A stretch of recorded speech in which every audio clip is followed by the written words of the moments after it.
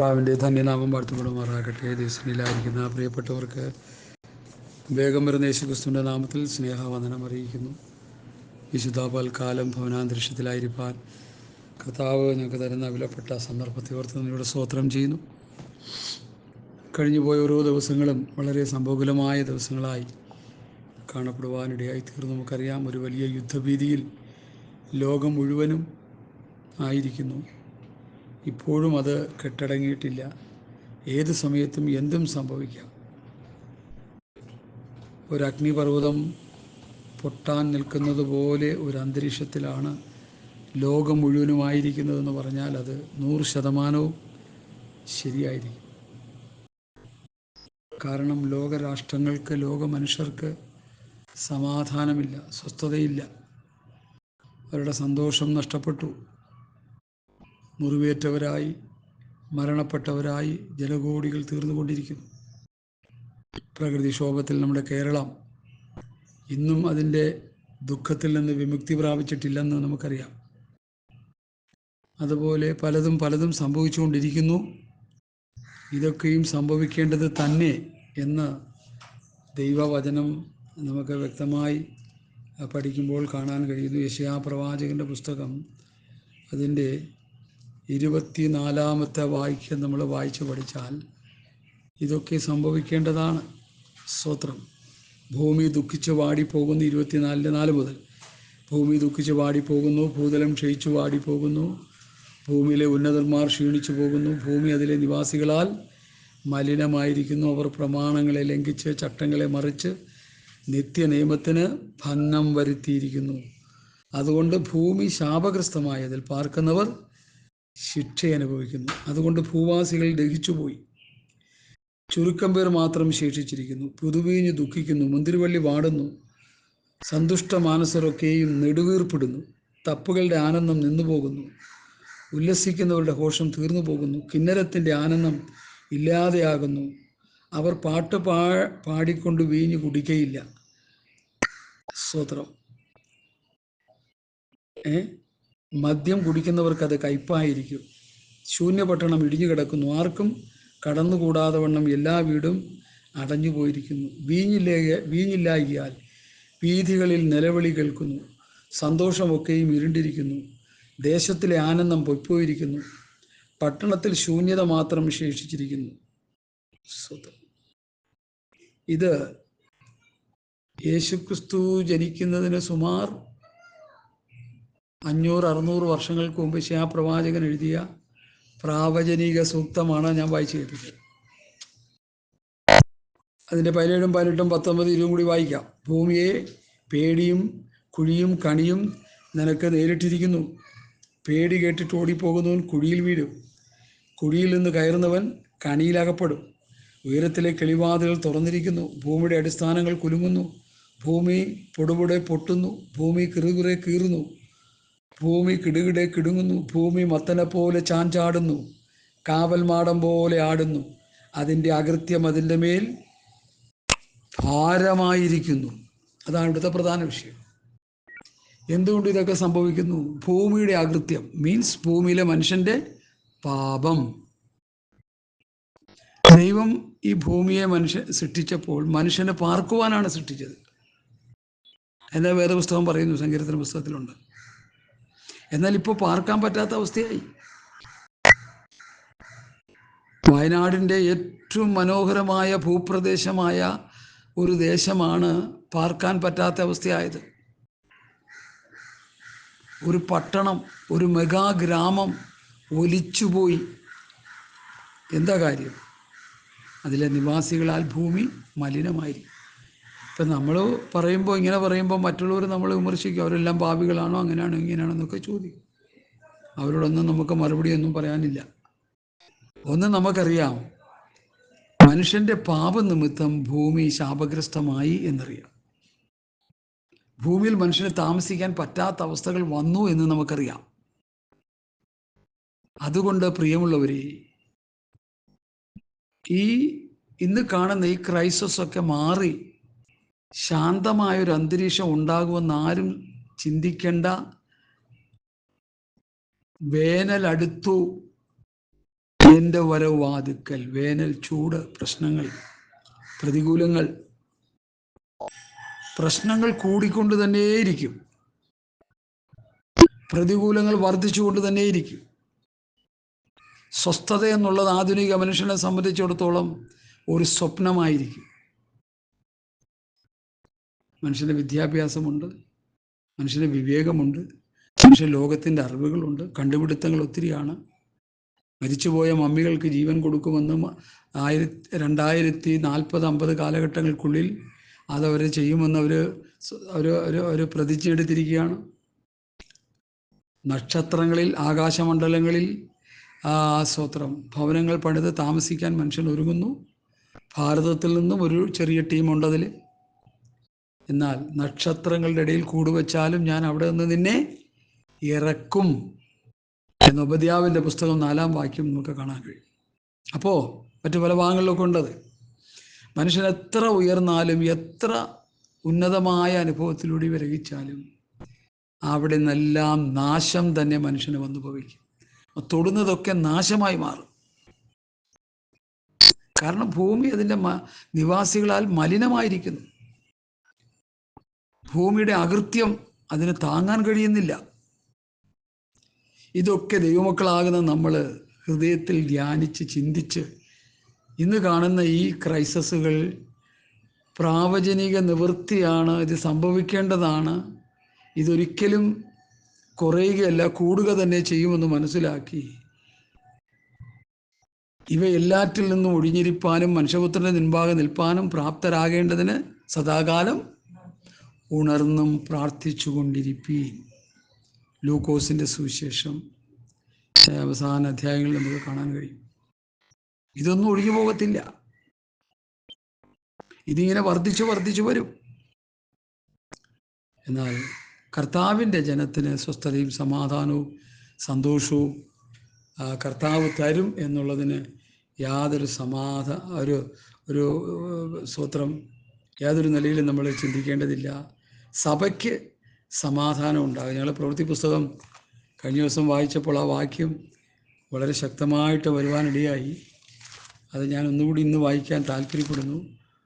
പ്രവൃത്തി പുസ്തകം 9-ാം അധ്യായം. അങ്ങനെ യഹൂദ, ഗലീല, ശമരിയ എന്നീ ദേശങ്ങളിലൊക്കെയും സഭയ്ക്ക് സമാധാനമുണ്ടായി. ദൈവസഭയ്ക്ക്, ദൈവമക്കൾക്ക് സമാധാനം ഉണ്ടാകും. എന്താ കാര്യം? ഞാൻ എൻ്റെ സമാധാനം നിങ്ങൾക്ക് തരുന്നു. കർത്താവിൻ്റെ സമാധാനം നമുക്കുണ്ടാകും. പിന്നെ ദൈവമക്കളാണെന്ന് പറഞ്ഞ് വേഷം കെട്ടി നടക്കുന്നവർക്ക് ഒരു സമാധാനവും കാണത്തില്ല, ഒരു സ്വസ്ഥതയും കാണത്തില്ല.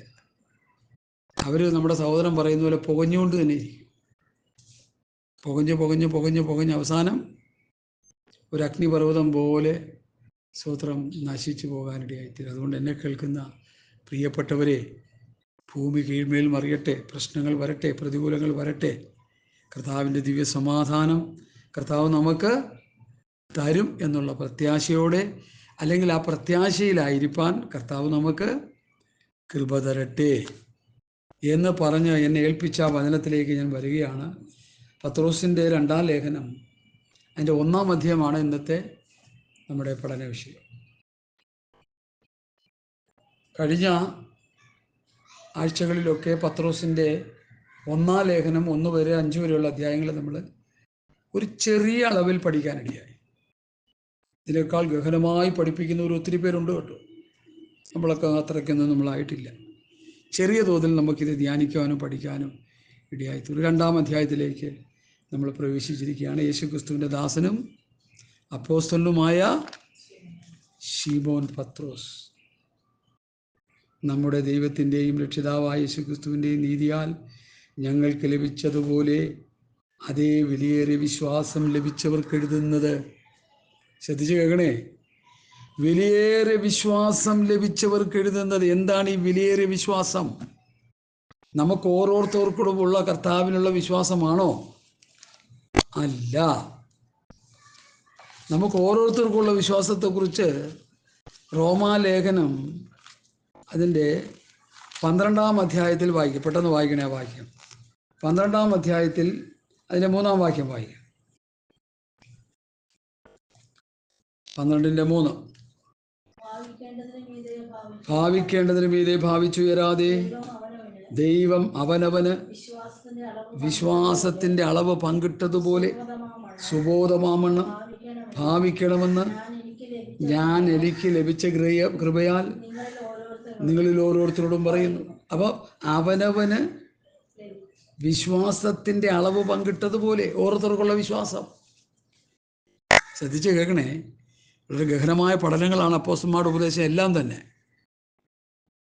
മറിയയ്ക്കൊരു വിശ്വാസം അല്ല, പാപിനിയായ സ്ത്രീ അല്ല, രക്തസ്രാവക്കാരി സ്ത്രീക്കൊരു വിശ്വാസം ഉണ്ടായിരുന്നു. എന്താ വിശ്വാസം? അവൻ്റെ വസ്ത്രത്തിൻ്റെ തൊങ്ങലെങ്കിലും തൊട്ടാൽ എനിക്ക് സൗഖ്യം വരും.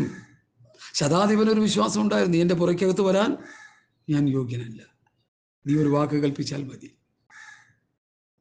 അതുപോലെ ബാലൻ മരിച്ചുപോയ ആ പിതാവിനൊരു വിശ്വാസം. കർത്താവ് പറഞ്ഞു, കർത്താവ് ആ കുഞ്ഞിനെ ഉയർപ്പിക്കാനായിട്ട് പോകുന്ന സമയത്ത് ചിലർ എതിരേറ്റ് വന്ന് പറഞ്ഞു, ബാല മരിച്ചുപോയി, ഇനി അവനെ ഗുരുവിനെ അസഹ്യപ്പെടുത്തണ്ട. അപ്പോൾ യേശു അവനോട് പറഞ്ഞു, ഭയപ്പെടേണ്ട, വിശ്വസിക്കുക മാത്രം ചെയ്യുക. ഉടനെ അവന് വിശ്വാസം വന്നു. എന്താ?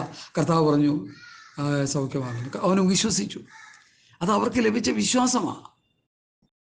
എന്നാൽ യൂദ പറയുന്ന ഈ വിലയേറിയ വിശ്വാസം, സ്തോത്രം, എന്താണെന്ന് ചോദിച്ചാൽ അത് ഹല്ലേലൂയ, യൂദയുടെ ലേഖനം 3-ാം വാക്യമാണ് ആ വിശ്വാസം.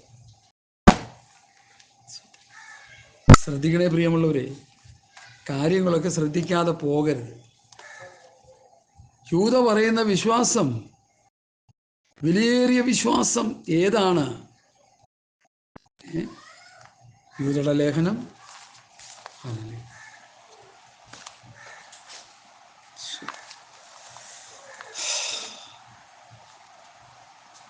യൂദയുടെ ലേഖനം 3-ാം വാക്യം വായിച്ചേ. ഇവിടെ ഇരുന്നാലേ ഒച്ചയ്ക്ക് കുറച്ചുകൂടി ഒച്ചയ്ക്ക് കിട്ടത്തുള്ളൂ.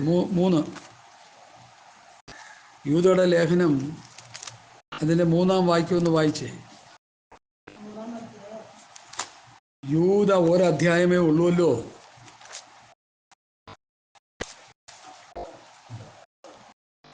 വേദോസം വായിച്ചാലല്ലേ അറിയുള്ളത്.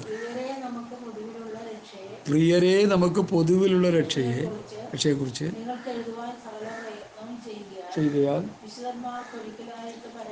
വിശുദ്ധന്മാർക്കൊരിക്കലായി ഭരമേൽപ്പിച്ചിരിക്കുന്ന വിശ്വാസത്തിനു വേണ്ടി പോരാടേണ്ടതിന് പ്രബോധിപ്പിച്ചെഴുതുവാൻ ആവശ്യമെന്ന് എനിക്ക് തോന്നി.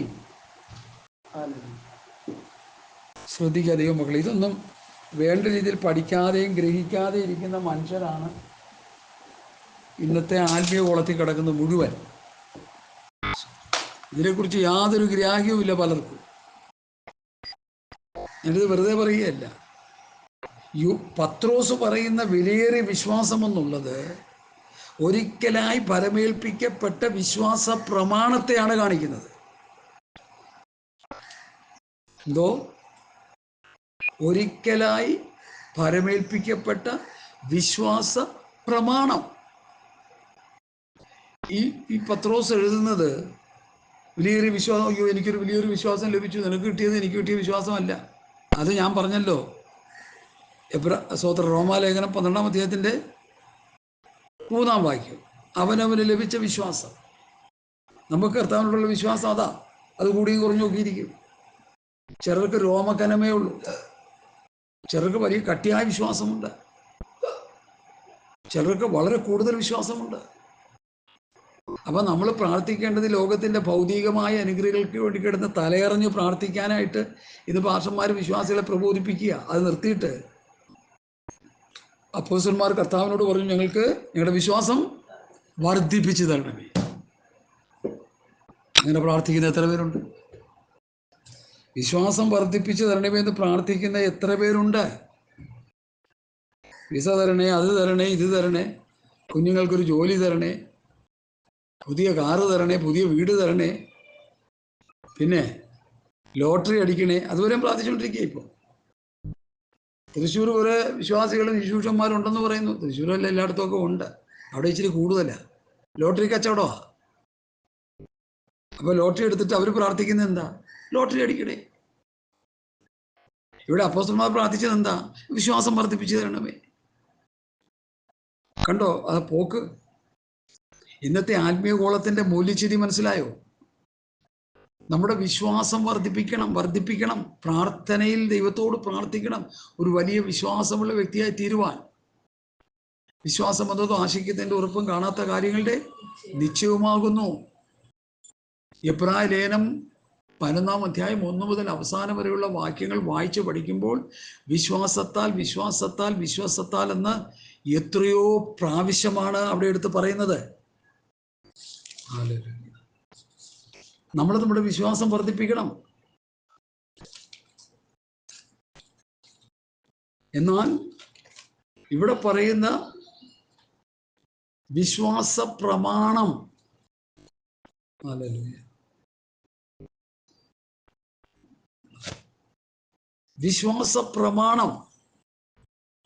ഒരിക്കലായി പരമേൽപ്പിക്കപ്പെട്ട വിശ്വാസ പ്രമാണത്തിന് വേണ്ടി പോരാടണം. യൂത പറയുന്ന കുറെ കട്ടി കൂടിയ ഒരു വിഷയമാണ്. എല്ലാവരും പറയും യൂതയുടെ ലേഖനം ഒറ്റ അധ്യായമേ ഉള്ളൂ. യൂതയുടെ ലേഖനം ഒറ്റ അധ്യായം ഉള്ളുവെങ്കിലും അതിൽ എഴുതിയിരിക്കുന്ന വിഷയം ഉൽപ്പത്തി മുതൽ വെളിപ്പാട് വരെ ഉണ്ടതിൽ. അത് പഠിക്കുന്ന ഒരു പഠിതാവിന് മനസ്സിലാവും, അല്ലാത്തവർക്കൊന്നും മനസ്സിലാകത്തില്ല. വചനം പഠിക്കുന്നവർക്ക്, പഠിക്കാൻ ആഗ്രഹിക്കുന്നവർക്ക്, വചന പഠനത്തിൽ ഉറ്റിരിക്കുന്നവർക്ക് യൂതയുടെ ലേഖനം ഉൽപ്പത്തി മുതൽ വെളിപ്പാട് വരെയുള്ള വിഷയങ്ങളെല്ലാം അതിൽ പ്രതിപാദിക്കുന്നുണ്ടെന്ന് പഠിക്കാൻ കഴിയും. 66 പുസ്തകങ്ങളെ വിഷയങ്ങളും കൂടി ക്രോഡീകരിച്ചാണ് യൂത ഒരൊറ്റ ലേഖനം കാച്ചി കുറുക്കി എഴുതിയിരിക്കുന്നത്. ഇതൊക്കെ വായിച്ച് പഠിക്കുന്ന എത്ര പേരുണ്ടാണാവും എനിക്കറിയില്ല. ഒരു ദിവസം നമുക്കതൊരു പഠന വിഷയമായിട്ടൊരു ബൈബിൾ ക്ലാസ് ആയിട്ട് തന്നെ നമുക്ക് വിപുലമായ നിലയിൽ അത് ചെയ്യണമെന്ന് എൻ്റെ ഹൃദയത്തിൽ വലിയ ആഗ്രഹമുണ്ട്. അത് മനുഷ്യൻ മനസ്സിലാകാതിരിക്കുകയല്ലേ. പോട്ടെ, ഇവിടെ വിലയേറിയ വിശ്വാസം എന്നുള്ളത് വിശ്വാസ പ്രമാണം എന്നതിനെയാണ് കാണിക്കുന്നത്. എന്നാൽ റോമാലേഖനം 12 പറയുന്ന അവനവന് ലഭിച്ച വിശ്വാസം, കർത്താവിനോടുള്ള വിശ്വാസം, ഇത് വിശ്വാസ പ്രമാണം. ഇത് രണ്ടും പ്രധാനമുള്ളത് തന്നെയാണ്. പത്രോസ് പറയുന്ന വിശ്വാസ പ്രമാണത്തെക്കുറിച്ചാണ്, അവനവന് ലഭിച്ച വിശ്വാസത്തെക്കുറിച്ചല്ല. രണ്ട് നിലയിലും ഈ വിശ്വാസം നമ്മൾ പഠിച്ച് നമ്മൾ കർത്താവിൽ വിശ്വാസമുള്ളവരായിരിക്കണം. ആഴമേറിയ വിശ്വാസം നമ്മൾ പ്രാപിച്ചെടുക്കണം. നമ്മുടെ വിശ്വാസം വർദ്ധിപ്പിച്ചു തരാൻ ദൈവത്തോട് പ്രാർത്ഥിക്കണം. ബാങ്ക് ബാലൻസ് വർദ്ധിപ്പിക്കാൻ വേണ്ടി ഇന്ന് പലരും കിടന്ന് തലയറിഞ്ഞ് പ്രാർത്ഥിക്കുമ്പോൾ എനിക്ക് നിങ്ങളോട് പറയാനുള്ളത്, നമ്മുടെ വിശ്വാസം വർദ്ധിപ്പിക്കണം, പ്രത്യാശ വർദ്ധിക്കണം, സമാധാനം വർദ്ധിക്കണം, സന്തോഷം വർദ്ധിക്കണം. കർത്താവിൻ്റെ വരവിനെ കുറിച്ചുള്ള പ്രത്യാശ നമ്മുടെ ഹൃദയത്തിൽ വർദ്ധിച്ചു വരണം. സകല വചനത്തിൻ്റെയും പരിജ്ഞാനത്തിൻ്റെയും വർധനവ് നമുക്കുണ്ടാകണം. ആത്മീയ അനുഗ്രഹങ്ങളുടെ വർധനവിന് വേണ്ടി ദൈവസഭ, ദൈവമക്കൾ ദൈവസന്നിധിയിൽ പ്രാർത്ഥിക്കണം, ജാഗരിക്കണം. ഹല്ലേലൂയ. ഇന്ന് ഭൗതികമായ നന്മകൾക്ക് വേണ്ടി കിടന്ന് പ്രാർത്ഥിച്ച് കുഴഞ്ഞു കിടക്കുന്ന ഒരു സമൂഹമായി നമ്മുടെ ക്രൈസ്തവ ഗോളം മാറി. ഒരു കൂട്ടർ പറഞ്ഞ ദൈവം ഞങ്ങളെ അനുഗ്രഹിച്ചെന്നും പറഞ്ഞ് വാരിക്കോരി ഭൗതിക നന്മകൾ അവർ ലോകത്ത് നിന്ന് പ്രാപിച്ചെടുക്കുക. അതൊന്നും ദൈവാനുഗ്രഹമല്ലെന്ന് ഇനിയെങ്കിലും ദൈവമക്കൾ മനസ്സിലാക്കണം. സ്വർഗത്തിലെ സകല ആത്മീയാനുഗ്രഹത്താൽ ക്രിസ്തുയേശുവിൽ നമ്മെ അനുഗ്രഹിച്ചിരിക്കുന്നു എന്നുള്ള വചനവസ്തു പ്രകാരം നമ്മളെ അനുഗ്രഹിച്ചിരിക്കുന്നത്, പുതിയ നിയമസഭയെ അനുഗ്രഹിച്ചിരിക്കുന്നത് ആത്മീയ അനുഗ്രഹത്താലാണ്. എന്നാൽ പഴയ നിയമസഭയായ ദുഷ്ടസഭയെ ദൈവം ഭൗതികമായി അനുഗ്രഹിച്ചു എന്ന് പഴയ നിയമ ഭക്തന്മാരുടെ ചരിത്രം എടുത്ത് പഠിക്കുമ്പോൾ നമുക്കതിൽ നിന്ന് ഗ്രഹിക്കാൻ കഴിയുന്നു. അതുകൊണ്ട് വിലയേറിയ വിശ്വാസം, ഞാൻ അവിടെ നിന്ന് മുമ്പോട്ട് പോവുക, വിലയേറിയ വിശ്വാസം ലഭിച്ചവർക്ക് എഴുതുന്നത്, വിശ്വാസ പ്രമാണം ലഭിച്ചവർക്ക് എഴുതുന്നത്, ദൈവത്തിൻ്റെയും നമ്മുടെ കർത്താവായ യേശുക്രിസ്തുവിൻ്റെയും പരിജ്ഞാനത്താൽ നിങ്ങൾക്ക് കൃപയും സമാധാനവും വർദ്ധിക്കുമാറാകട്ടെ. നമ്മളിൽ ദൈവകൃപ വർദ്ധിക്കണം, സമാധാനം വർദ്ധിക്കണം. അതെങ്ങനെ? ദൈവത്തിൻ്റെയും നമ്മുടെ കർത്താവായ യേശുക്രിസ്തുവിൻ്റെയും പരിജ്ഞാനത്തിൽ, ദൈവിക പരിജ്ഞാനത്തിലാണ് കൃപയും സമാധാനവും വർദ്ധിക്കേണ്ടത്. 3-ാം വാക്യം, തന്റെ മഹത്വത്താലും വീര്യത്താലും നമ്മെ വിളിച്ചവന്റെ പരിജ്ഞാനത്താൽ അവന്റെ ദിവ്യശക്തി ജീവനും ഭക്തിക്കും വേണ്ടതൊക്കെയും നമുക്ക് ദാനം ചെയ്തിരിക്കുന്നുവല്ലോ. അപ്പൊ കർത്താവ് എന്ത് ചെയ്തിരിക്കുക? ജീവനും ഭക്തിക്കും വേണ്ടതൊക്കെയും നമുക്ക് ദാനം ചെയ്തിരിക്കുകയാണ്. എന്താ ഈ ജീവനും ഭക്തിയും എന്ന് പറഞ്ഞാൽ?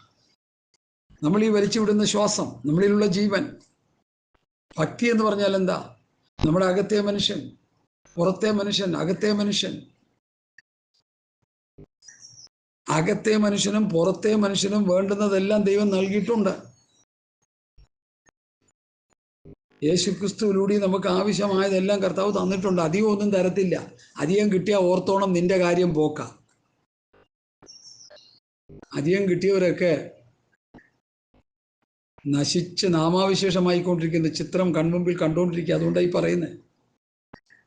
പ്രിയ യോഹന്നാൻ സാറ്, കെ പി യോഹന്നാൻ സാറ് താറാവിൻ്റെ കൂടെ നടന്നപ്പോൾ അല്പം നന്മയുണ്ടായുള്ളൂ.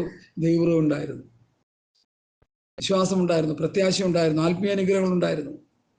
ആ താറാവിൻ്റെ പുറകെ നിന്ന് മാറി ഭൗതികത്തിൻ്റെ പുറകെ യാത്ര തുടങ്ങിയപ്പോൾ എന്താ പറ്റി? നിത്യജീവൻ തനിക്ക് നഷ്ടമായി. കാരണം, അങ്ങനെ പറയാനുള്ള വ്യക്തമായ കാരണം, തൻ്റെ ആത്മീയ അനുഭവങ്ങളെല്ലാം താൻ ബലികഴിച്ചു. തൻ്റെ മരണസമയത്തുള്ള തൻ്റെ അവസാന ചരിത്രങ്ങൾ എടുത്ത് ഞാൻ പഠിച്ചു നോക്കിയിട്ട് ദൈവവുമായിട്ട് ഒരു മുടിനാര് പോലും ബന്ധം തനിക്കുണ്ടായിരുന്നോ എന്ന് സംശയിക്കേണ്ടിയിരിക്കും. ഒരു വിവാദ വിഷയമായിട്ട് ദൈവമക്കൾ അതിനെ എടുക്കണ്ട. ഭൗതികം വർദ്ധിച്ചാൽ ആത്മീയം പോകുന്നുള്ളത് യാതൊരു സംശയവുമില്ല.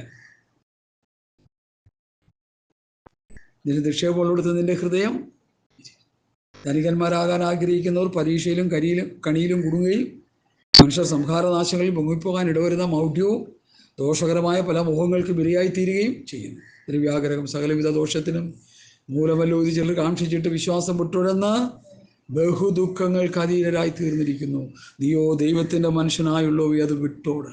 നീതി, ഭക്തി, വിശ്വാസം, സ്നേഹം, ക്ഷമ എന്നിവയെ പിന്തുടരുക. വിശ്വാസത്തിൻ്റെ നല്ല പോർ പൊരുതുക. നിത്യജീവനെ പിടിച്ചുകൊള്ളുക. അതിനായി നീ അനേക സാക്ഷികളുടെ മുൻപാകെ നല്ല സ്വീകാര്യം കഴിച്ചുവല്ലോ. അപ്പോൾ നമ്മെക്കുറിച്ച് കർത്താവ് ആഗ്രഹിക്കുന്നത് ആത്മീയ അനുഗ്രഹങ്ങളാൽ നിറയപ്പെട്ടവരായി ജീവിക്കാൻ. ജീവനും ഭക്തിക്കും നൽകിയിട്ടുണ്ട്. ജീവന് നൽകിയത് പൗലൂസിന്റെ വചനവസ്തുപ്രകാരം ഉണ്മാനും ഉടുപ്പാനും ഉണ്ടെങ്കിൽ മതിയത് വിചാരിച്ചോണം. കൂടുതലായിട്ട് അതിനു വേണ്ടി നേടാൻ ഓടിയാൽ നിന്റെ ഓട്ടം തെറ്റും ഉറപ്പ്. ഞാൻ ഈ കേരളക്കരയിലെ പെന്തക്കോസ്ത് പ്രസ്ഥാനത്തിൻ്റെ തലപ്പത്തിരിക്കുന്ന ഒട്ടുമുക്കാലും ഭക്തന്മാരെ എടുത്ത് പഠിച്ചുകൊണ്ടിരിക്കുന്ന ഒരു വ്യക്തിയാണ്. പണ്ടൊക്കെ ഇവരാരായിരുന്നു? നല്ല തീഷ്ണതയുള്ള ദേവദാസന്മാരായിരുന്നു. പണ്ടൊക്കെ ഇവരാരായിരുന്നു? വിശുദ്ധിയും വേർപാടും ഉള്ളവരായിരുന്നു. പണ്ടൊക്കെ ഇവരാരായിരുന്നു? കറതീർന്ന ഉപദേശം പ്രസംഗിക്കുന്നവരായിരുന്നു. പണ്ടൊക്കെ ഇവരാരായിരുന്നു? ദൈവസ്നേഹമുള്ളവരായിരുന്നു. ഇപ്പോൾ അവർ ദ്രവ്യാഗ്രഹം ഇവരിൽ വന്നു കഴിഞ്ഞപ്പോൾ ഇവരുടെ ദൈവസ്നേഹം പോയി, ഇവരുടെ വിശ്വാസം പോയി, ഇവരുടെ പ്രത്യാശ പോയി. ഇവരുടെ പ്രസംഗം മുഴുവൻ ശിംശോനെ ഇതാ ഫെലിസ്ത്യർ വരുന്നു എന്ന് പറയുമ്പോൾ അവിടെ കിടന്ന് ഈ പിടയ്ക്കൽ പോലെയുള്ളൂ പ്രസംഗങ്ങൾ. ഒരു ഗുണമില്ലാത്തതായി തീർന്നു. ആർക്കും ഒന്നും അതിൽ നിന്ന് എടുക്കാനില്ല. പറയുന്നത് മുഴുവൻ പരസ്പര വിരുദ്ധമായ കാര്യങ്ങൾ. ഇനി എന്തെങ്കിലും ഉപദേശം പറഞ്ഞാൽ പോലും ജീവിതവുമായിട്ട് യാതൊരു ബന്ധവുമില്ല. ഞാനത് കണ്ടുകൊണ്ടിരിക്കുക. അതുകൊണ്ട് ഇത്ര വ്യക്തമായി കൃത്യമായി പറയുന്നത്. ആരും നെറ്റി ചുളിച്ചിട്ട് കഥയില്ല. ഇന്ന് ആത്മീയ കോളത്ത് കാണുന്ന വലിയ വലിയ പ്രാസംഗികന്മാരെന്ന് അവകാശപ്പെടുന്നവരൊക്കെ ആത്മീയമായി തകർന്ന് തരിപ്പണമായി. അവരുടെ വിശ്വാസക്കപ്പൽ തകർന്നു. അവരുടെ പ്രത്യാശയെല്ലാം നഷ്ടമായി. പഴയ പഠിച്ചു വെച്ച പ്രസംഗങ്ങൾ അവർ പറഞ്ഞുകൊണ്ടിരിക്കുക. കുറച്ചു മുമ്പ് എന്നോടൊരു പാസ്റ്റർ പറഞ്ഞു, ഒരു ഇന്റർനാഷണൽ പ്രാസംഗികൻ ഒരു 3-4 പ്രസംഗം മതി, അതിങ്ങനെ ലോകം മുഴുവൻ പോയി ഇങ്ങനെ പറഞ്ഞ് പ്രസംഗിച്ചു. അത് ബൈഹാർട്ടാണ്. നമ്മൾ അങ്ങനെയല്ല. വചനം തുറന്നു വെച്ച് അപ്പോസ്തലന്മാർ തരുന്ന ഉപദേശം വായിച്ച് പഠിച്ചുകൊണ്ടിരിക്കുക. ഒരുത്തൻ പ്രസംഗിക്കുന്നെങ്കിൽ ദൈവത്തിൻ്റെ അരുളപ്പാട് സംസാരിക്കുന്നത് പോലെ സത്യവചനത്തെ യഥാർത്ഥമായി പ്രസംഗിക്കുക. എൻ്റെ വചനത്തിൻ്റെ പ്രസംഗവും ജ്ഞാനത്തിൻ്റെ വശം എന്ന വാക്കുകളല്ല, ആത്മാവിൻ്റെ ശക്തി പ്രദർശനത്താലത്രേ. ആത്മാവിൻ്റെ ശക്തിയുടെയും പ്രദർശനത്താലത്രേ ആകുന്നു. അപ്പോൾ പരിശുദ്ധാത്മാവിൽ ദൈവവചനം പഠിക്കുകയും ധ്യാനിക്കുകയും പ്രസംഗിക്കുകയും ചെയ്യുമ്പോൾ അത് നമ്മുടെ ജീവിതത്തിൽ അത് കേട്ടനുസരിച്ചാൽ നമുക്ക് വിടുതലാണ്. ഇല്ലെങ്കിൽ നമ്മൾ നട്ടപ്പെടും, പറിച്ചപ്പോൾ ഒരു കൊട്ട പോലെ ഇരിക്കുകയും ചെയ്യും. അതിലും സംശയമില്ല. എനിക്കറിയാം, 1.5 വർഷം എൻ്റെ കൂടെ നടന്ന് ദൈവവചനം പഠിച്ച ഒരു സഹോദരൻ പറയുന്ന വാക്ക് കേട്ടിട്ട് ഞാൻ മൂക്കത്ത് വിരൽ വെച്ച് പോയി. എന്താ അദ്ദേഹം പറഞ്ഞത്? എനിക്ക് എൻ്റെ ഭാര്യയും മക്കളും ഇല്ലാത്ത സ്വർഗം എനിക്ക് വേണ്ട. അദ്ദേഹം ഇത് കേൾക്കുന്നുണ്ട് മെസ്സേജ്. കേൾക്കട്ടെ, കേട്ടിട്ട് നാണം വയ്ക്കട്ടെ. എൻ്റെ ഭാര്യയും മക്കളും നരകത്തിൽ പോകുന്നെങ്കിൽ ഞാനും നരകത്തിൽ പോവുക. എൻ്റെ ഭാര്യയും മക്കളും സ്വർഗത്ത് പോകാൻ ആഗ്രഹിക്കുന്നെങ്കിൽ ഞാനും അവരുടെ കൂടെ പോവുക. അങ്ങനെ ഒരു അവസ്ഥ പുസ്തകത്തിലില്ല. എൻ്റെ നിമിത്തം ഭാര്യയോ അപ്പനോ അമ്മയോ മക്കളെയോ ഉപേക്ഷിക്കേണ്ടി വന്നാൽ ഉപേക്ഷിക്കാത്തവൻ എൻ്റെ ശിഷ്യനായിരിക്കാൻ യോഗ്യനല്ല. അതിന് പറഞ്ഞാൽ അവരെ ഉപേക്ഷിക്കണമെന്നല്ല എൻ്റെ അർത്ഥം. അവർക്ക് പ്രാധാന്യം കൊടുക്കരുത്. ഭാര്യയുടെ ഭാര്യയ്ക്ക് സ്ഥാനം, മക്കളുടെ മക്കളുടെ സ്ഥാനം. അല്ല, അവരെ വലിച്ച് ചുമന്നുകൊണ്ട് നടക്കരുത്. മാമ്പൂ കണ്ടും മക്കളെ കണ്ടും സന്തോഷിക്കരുതെന്ന് പഴമക്കാർ പറയും. എത്ര ശരിയാണത്. മക്കൾ ദൈവകൃപയിൽ വരുന്നെങ്കിൽ ഓക്കെ, ഇല്ലെങ്കിൽ വിട്ടേക്കുക. ഭാര്യ ദൈവകൃപയിൽ വരുന്നെങ്കിൽ ഓക്കെ, ഇല്ലെങ്കിൽ വിട്ടേക്കുക. അവരോട് വഴക്കിടാണ്ട. ഒരു സഹോദരൻ പറയുന്ന പോലെ അവരുമായിട്ട് സമാധാനത്തിൽ കഴിഞ്ഞുകൊള്ളുക. അവരുമായിട്ട് ബഹളത്തിനൊന്നും പോണ്ട. അവർക്ക് വേണ്ടി പ്രാർത്ഥിച്ചുകൊണ്ടിരിക്കുക. അവർ സാത്താൻ്റെ പിടിയിലാണ് അമർന്ന് കിടക്കുന്നതെന്ന് മനസ്സിലാക്കി അവർക്ക് വേണ്ടി ദിവസത്തിൽ കിടന്ന് കരയുക, നിലവിളിക്കുക, പക്ഷപാതം ചെയ്യുക. അല്ലാതെ അവരില്ലാത്ത സ്വർഗം എനിക്ക് വേണ്ടെന്ന് പറഞ്ഞാൽ നിന്നെപ്പോലെ ജഡികൻ ലോകത്ത് വേറെയില്ല. ഞാനത് പറഞ്ഞില്ലെങ്കിൽ ഞാൻ കുറ്റക്കാരനായി മാറും. അതുകൊണ്ടാണ് ഞാൻ പറയുന്നത്. ഹല്ലേലൂയ, സ്തോത്രം. ഒരു ജഡികന് മാത്രമേ അത് പറയാൻ കഴിയുള്ളൂ. ഒരു ആത്മീകന് ഒരിക്കലും പറയാൻ പറ്റത്തില്ല. ഇന്ന് സഭകളിൽ ജഡികന്മാരുണ്ടോ? അയ്യോ, അവരേ ഉള്ളൂ. അതിൻ്റെ ഇടയിൽ 1-2 കാണുള്ളൂ ആത്മീയര്. ഞാൻ പറയുന്ന സത്യം ദൈവമക്കളെ, തമാശയായിട്ട് നിങ്ങൾ കാണരുത്. ഒരു സഭയിൽ ആത്മീയരായിട്ടുള്ളവർ കുറച്ചേ ഉള്ളൂ. വെറും വിരലെണ്ണാവുന്നവരെ കാണത്തുള്ളൂ. മറ്റവരൊക്കെ പുട്ടടിക്കാനും പാട്ട് പാടാനും കൂട്ടത്തിൽ പാടുമായിട്ടൊക്കെ ഇങ്ങനെ പോകുന്നവരാ. സഭയിൽ വന്നാൽ ചിലർക്കൊക്കെ വരുമ്പോൾ AC റൂമുണ്ട്, അവിടെ ഇരുന്ന് സന്തോഷിക്കുക, നല്ല ചാപ്പാട് കിട്ടും. ഈ എറണാകുളത്തുള്ള മഹാ ചർച്ചുകൾ മുഴുവൻ AC റൂമുകളാണ്. അവർക്ക് നല്ല ഫുഡുണ്ട്. 10-600 പേര് ചൂടുന്ന ഒരു ചർച്ചുണ്ട്. ഞാൻ അവിടെ ചെന്ന് നോക്കിയപ്പോൾ അവിടെ ലീഡ് ചെയ്യുന്നവൻ്റെ കയ്യിൽ 2-3 പോത്തിനെ കെട്ടാനുള്ള കയറിങ്ങനെ ചുറ്റി വെച്ചിരിക്കുക. ഒരു കൂറ ബനിയനും ഒരു കൂറ പാൻറ്റും ഇട്ടുകൊണ്ട് അവനിരുന്നുകൊണ്ട് ലീഡർഷിപ്പ് നടത്തുക. അങ്ങനെ കണ്ടാൽ തന്നെ നമുക്ക് മനം മറിക്കുക. ആ നിലയിൽ ഇരിക്കുക. അവൻ്റെ ലീഡർഷിപ്പ് കഴിയുമ്പോഴാണ് പ്രധാന മുഖ്യനായ ദുരുപദേശി പ്രസംഗിക്കാൻ വരുന്നത്. ഉള്ളതുപോലെ അങ്ങ് പറയും. ഇനി ഇതിനെ മറച്ചു വയ്ക്കുന്നത്. പ്രസംഗം കഴിഞ്ഞ് ശുശ്രൂഷ കഴിയുമ്പോൾ സൂപ്പർ ബിരിയാണി വയറ് നിറച്ച് ഭക്ഷിക്കാം. ഏത് ജംഗ്ഷനിൽ നിന്നാണോ നിങ്ങളെ എടുത്തത് അവിടെ കൊണ്ടുവന്ന് വിടും. നല്ല 1-ാം തരം വാനുകളിൽ. പോരെ? ഇതിൽ കൂടുതൽ അധപ്പതിക്കാനുണ്ടോ സഭ? സഭയുടെ പേരും പ്രസ്ഥാനവും പാസ്റ്ററുടെ പേരും ഒന്നും ഞാൻ പറയുന്നില്ല. ഓരോരുത്തർക്ക് വരാൻ പറ്റുമെങ്കിൽ അവിടെ ജംഗ്ഷനിൽ നിന്നാൽ മതി. അവർ വന്ന് എടുത്തുകൊണ്ട് പോകും. കോടീശ്വരന്മാരും പ്രഭുക്കന്മാരും ഒക്കെ സ്വന്തം BMW മറ്റു കാറുകളിലൊക്കെ അവരും വന്നിറങ്ങും. എല്ലാവരും കൂടി വന്നിറങ്ങി ഒരു സർക്കസ് കൂടാരത്തിൽ എന്തൊക്കെ നടക്കുമോ അതെല്ലാം നടന്ന് സായുജ്യമടഞ്ഞ് ബിരിയാണി അടിച്ച് പോവുക. അതാണ് ഇന്നത്തെ ചിലരുടെ ആത്മീക നിലവാരം. എന്നാൽ പുതിയ നിയമ സഭയെ സംബന്ധിച്ചിടത്തോളം അങ്ങനെയല്ല. വീട്ടിലെ സഭയാണെങ്കിലും 2-3 പേരെ ഉള്ളുവെങ്കിലും ആൾ കുറവാണെങ്കിലും അപ്പോസ്തലന്മാരുടെ ഉപദേശമെടുത്ത് തമ്മിൽ പ്രബോധിപ്പിച്ച് ധ്യാനിച്ച് ആ വ്യവസ്ഥയനുസരിച്ച് ജീവിക്കുന്നുണ്ടോ എന്ന് സ്വോത്രം നമ്മളിപ്പോൾ പഠിച്ചതുപോലെ വിലയേറിയ വിശ്വാസ പ്രമാണത്തിൽ ആണോ നിലനിൽക്കുന്നത്? ജീവനും ഭക്തിക്കും വേണ്ടതൊക്കെ നൽകി തന്നിരിക്കുന്നു. അതെൻ്റെ ഭക്തിക്ക്, എൻ്റെ ജീവന് വേണ്ടുന്ന ചാപ്പാടും വസ്ത്രവും വീടും കാറും എന്നുള്ളതല്ല വിഷയം. അത് എത്ര കുറഞ്ഞതാണെങ്കിലും എൻ്റെ ഭക്തിക്ക് ആവശ്യമായ ദൈവവചനത്തിൻ്റെ പ്രബോധനങ്ങൾ, തിമോഥെയോസിൻ്റെ ലേഖന ഭാഷയിൽ പറഞ്ഞാൽ വചനത്താലുള്ള പോഷണം ഓരോ ആരാധനയ്ക്കും, ഓരോ കൂടിവരവിനും, ഓരോ പ്രാർത്ഥനയ്ക്കും, ഓരോ മീറ്റിങ്ങിനും എനിക്ക് ലഭിക്കുന്നുണ്ടോ എന്ന് ദൈവമക്കൾ ആത്മാർത്ഥമായി ശോധന ചെയ്യണം. ഹല്ലേലൂയ. അല്ലെങ്കിൽ ഒരു ഗുണവുമില്ല. സ്തോത്രം. തൻ്റെ മഹത്വത്താലും വീര്യത്താലും നമ്മെ വിളിച്ചവൻ്റെ പരിജ്ഞാനത്താൽ തൻ്റെ ദിവ്യശക്തി തൻ്റെ ദിവ്യശക്തി, ദൈവത്തിൻ്റെ ദിവ്യശക്തി ജീവനും ഭക്തിക്കും വേണ്ടിയതൊക്കെയും നമുക്ക് ദാനം ചെയ്തിരിക്കും. അപ്പോൾ ഭക്ഷിക്കാൻ ആഹാരവും, ധരിപ്പാൻ വസ്ത്രവും, കിടക്കാൻ പാർപ്പിടവും, ഉടുക്കാൻ വസ്ത്രവും, പിന്നെ ആത്മാവിൻ്റെ രക്ഷയ്ക്ക് വേണ്ടുന്ന പ്രബോധനങ്ങളും ഉപദേശങ്ങളെല്ലാം സ്വർഗത്തിലെ ദൈവം നമുക്ക് തന്നു കഴിഞ്ഞു. നമ്മളിപ്പോൾ ഏതാണ് തിരഞ്ഞെടുത്ത് മുമ്പോട്ട് പോകുന്നത്? ജീവന് വേണ്ടിയുള്ളത്, തിന്നാനും കുടിക്കാനും ഉള്ളത്, കിടക്കാനുള്ളത്, പോകാനുള്ളത്. കാറുകൾ വാങ്ങിയിട്ട് വാട്സപ്പിലും യൂട്യൂബിലും ഒക്കെ എടുത്ത് കാണിക്കുക, ഞാൻ കാറ് മേടിച്ചത്. ദൈവത്തെ ഓർത്ത് ഇങ്ങനെയുള്ള പൊട്ടത്തരങ്ങളും അബദ്ധങ്ങളൊന്നും ആരും കാണിക്കരുത്. നിങ്ങൾ കാറ് മേടിച്ചാൽ നിങ്ങളുടെ വീട്ടിൽ ഇരുന്നോട്ടെ, കയറി അതിൽ യാത്ര ചെയ്തോ. ലോകത്തെ മുഴുവൻ കാണിക്കേണ്ട, ഞാൻ മേടിച്ചേ, ദൈവം എനിക്ക് തന്നേ. കാശുണ്ടെങ്കിൽ ആർക്കും മേടിക്കാം കാറ് മേടിക്കുന്ന ദൈവാനുഗ്രഹമാണെന്ന് ആരും ചിന്തിക്കല്ലേ. നീ സ്വർഗത്ത് പോയാൽ അതാണ് ദൈവാനുഗ്രഹം. നീ ആത്മീയമായി വളർന്നുകൊണ്ടിരിക്കുന്നു, അതാണ് ദൈവാനുഗ്രഹം. നീ കൃപകളാലും വരങ്ങളാലും നിറയപ്പെട്ട ഒരു ക്രിസ്ത്യ ജീവിതം നയിക്കുന്നുണ്ടോ, അതാണ് ദൈവാനുഗ്രഹം. ഹല്ലേലൂയ. ഇത് നന്നായിട്ട് മനസ്സിലാക്കണമെന്ന് കർത്താവ്